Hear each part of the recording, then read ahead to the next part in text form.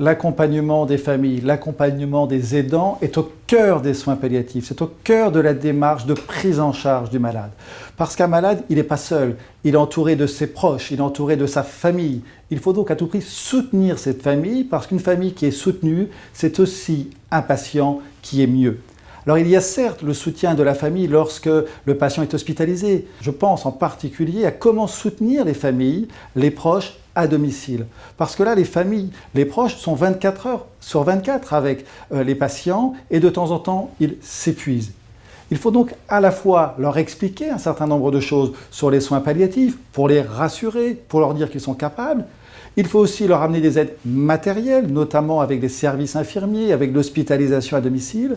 Mais il faut aussi être en capacité de leur amener du temps de répit, c'est-à-dire qu'ils puissent être en capacité de souffler de temps en temps.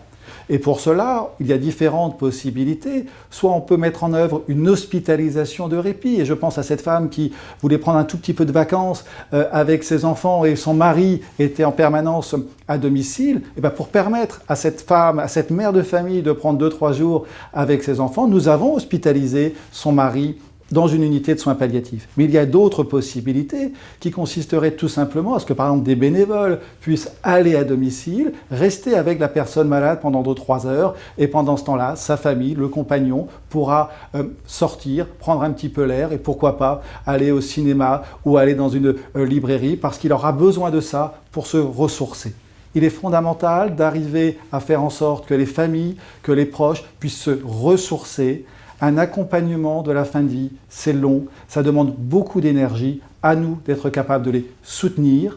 Mais si professionnels de santé, nous pouvons les soutenir, il faut aussi que les pouvoirs publics aient une vraie politique de soutien aux aidants, notamment par exemple au niveau des aides que les entreprises pourraient donner, notamment en facilitant les aides financières comme l'allocation journalière d'accompagnement qui permet à un aidant de ne pas être en arrêt de travail, mais d'être payé par la sécurité sociale pour être au plus proche de la personne malade.